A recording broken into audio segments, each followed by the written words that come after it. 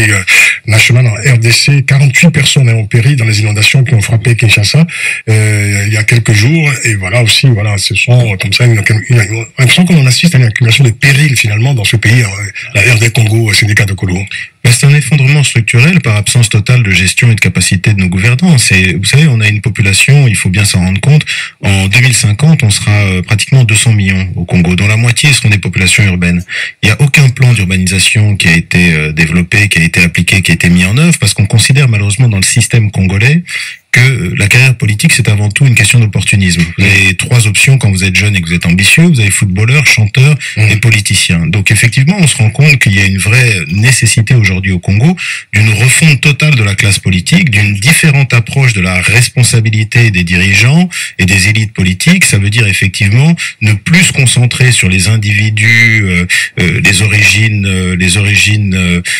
tribo-ethniques, etc., mais vraiment arriver à se remettre en cause et avoir une nouvelle proposition, une nouvelle offre politique. Et c'est pour ça que nous, fondamentalement, on ne croit pas dans ces élections de M. Kabila, parce qu'on sait qu'elles vont... D'ailleurs, il y a un peu plus d'un an, vous avez déclaré dans une interview que, je vous cite, avec Joseph Kabila à la tête du pays, je ne crois pas que de telles élections soient envisageables. L'idée même va à l'encontre de toute sa stratégie de survie politique, l'usage qu'il fait de son contrôle sur la commission électorale, sur la Cour constitutionnelle, et son refus d'accepter un réel compte pouvoir prouve à suffisance que la démocratie n'est pas à l'ordre du jour. Voilà, c'est une citation.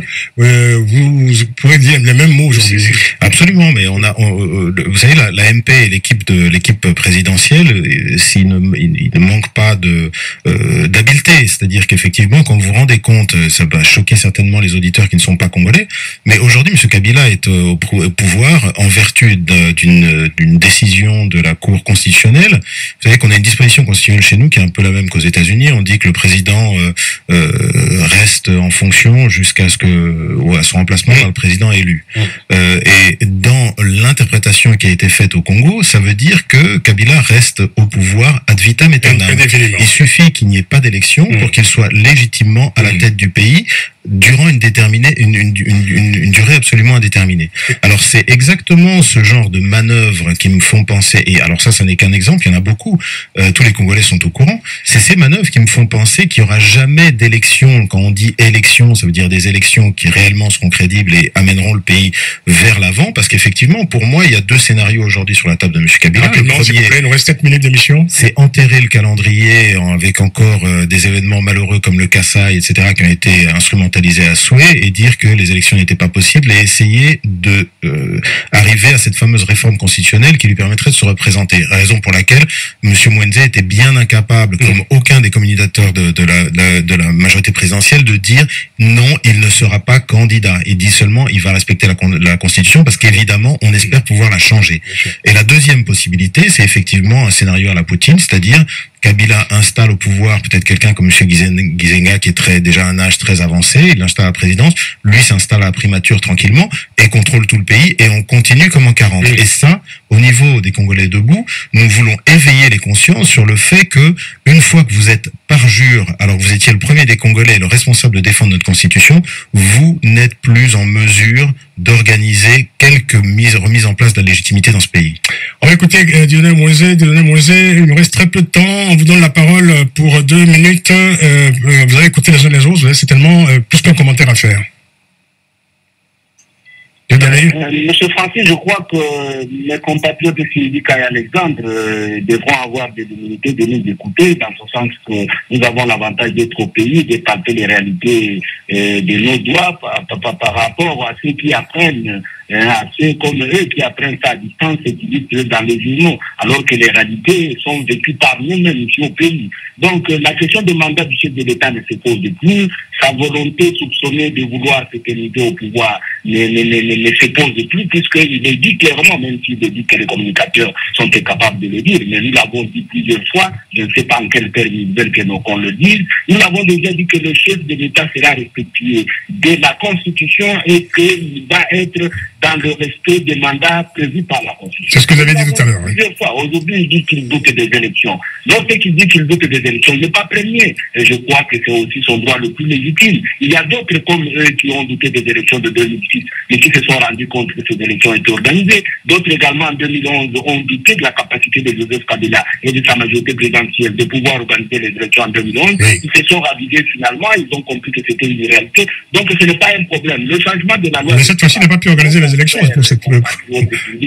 doit savoir que le parti politique ne change pas la loi électorale. La loi électorale est débattue au Parlement et c'est le Parlement qui vote la loi électorale qui l'a fait promulguer par le chef de l'État. Mais quand ça se concerne des stratégies à l'interne d'un parti politique, il n'y a personne qui peut interdire ça, qui que ce soit. Son mouvement citoyen mène les mêmes stratégies comme le parti PPRD. Donc, le partage des gâteaux, ce n'est pas un problème aujourd'hui puisqu'il y a des élections qui règlent la question et à ce moment-là, il n'y a pas un problème de partage des gâteaux. Si nous en parlons aujourd'hui, c'est plus que lui syndic avec son mouvement citoyen et notre ami Alexandre avec son rassemblement. Ils ont voulu qu'on partage le pouvoir pendant cette période jusque le jour où il y aura élection. Ah oui? Lorsque nous partageons ce pouvoir pendant ce temps, nous sommes en dehors de la Constitution puisque rappelez-vous, M. Francis, que le Premier ministre est déjà en principe à appartenir à la famille politique qui a des grands nombres de députés à l'Assemblée nationale, ce qui n'est pas le cas aujourd'hui. Et lorsque le secrétaire général du PPD rappelle ça comme une stratégie politique, ce n'est pas un problème. Merci. Ça peut être compris comme tel. Et je dis toujours que l'avenir de tout un pays ne peut pas être pris en otage à cause du sort d'un seul Congolais, même s'il se trouve en Europe et qu'il ne peut pas rentrer, où il est prisonnier avec un débat autour des prisonniers politiques ou prisonniers des droits humains. Je crois que le chef de l'État, il est là, puisqu'il y a le point 3.2.1 de l'accord de Delpiré qui confirme que quelque temps à la fin de son mandat, le chef de l'État doit rester au pouvoir jusqu'au début. Il y aura l'installation effective du président qui sera... Merci de donner... Article 68, alinéa 2 qui le dit, c'est aussi l'accord signé avec l'opposition en son point 3.2.1 qui confirme deuxième tiré que le chef de l'État doit rester en fonction, donc ça ne dépend pas de la volonté de quelqu'un. On vous réinvitera, Dieudonné Moïse, à une transition. Dieudonné... C'est une rêverie, c'est anticonstitutionnel, c'est un putsch constitutionnel, c'est même contre l'accord. Vous savez que nous sommes tributaires du temps qui est imparti à cette émission. Merci beaucoup. Merci de donner. Merci. On vous réinvitera évidemment pour notre émission consacrée à la RD Congo. Il ne faut pas m'en vouloir. Hein, voilà.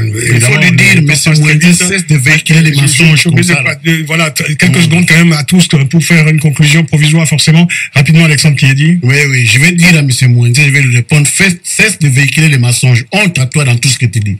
Parce que le Congo est là. Il ne peut plus vous répondre là, parce qu'il faut pas Si, je vais lui dire que les auditeurs doivent entendre.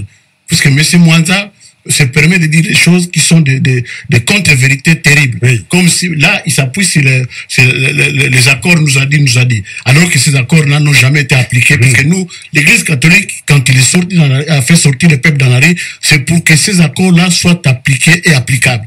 Mais là, qu'est-ce que nous voyons? Rien n'est fait. On nous envoie dans un calendrier qu'ils ont préparé, et même en va-vite, à la fin de l'année de 2018. Toujours vers la fin de l'année, pour leur permettre de vivre une année encore de plus. Nous disons non.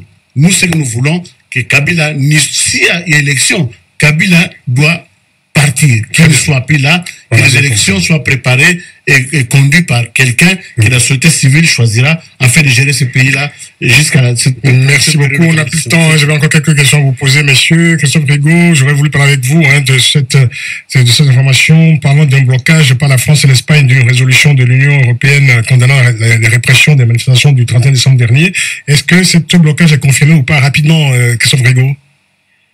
Alors, on peut pas vraiment dire blocage, mais quand on lit la déclaration de l'Union européenne, on la trouve effectivement très très molle par rapport à la répression très très forte qu'il y a eu le 31 décembre. Donc c'est vrai que la France à l'ONU, je dirais, manie le bâton, mais ensuite il y a aussi des intérêts économiques et visiblement il y a la carotte de Total notamment. Voilà.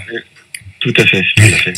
On a l'impression que le business français en RDC est en train d'aller en ce moment à contre-courant de l'histoire en cours dans ce pays, mais on aura l'occasion d'y revenir. Bien entendu, c'est la fin de l'émission. Sénéca Dokolo, merci d'être venu. Merci beaucoup de votre invitation. Oui, vous êtes le fondateur du mouvement citoyen des Congolais debout. Merci Alexandre Kiedi, oui, merci représentant en France de l'UDPS. Merci encore à Christophe Rigaud, directeur du site d'information africarabia.com. Et nous étions au téléphone depuis Kinshasa avec Dieudonné Mouenzé, communicateur de la majorité présidentielle. C'est la fin de cette émission. Elle a été réalisée par Hélène Bizio. Vous pouvez la réécouter dès ce soir en podcast sur notre site africa1.com à la rubrique Le Grand Débat. Bonne soirée à toutes et à tous. C'est l'écoute d'Africa numéro 1. Prenez grand soin de la beauté des choses.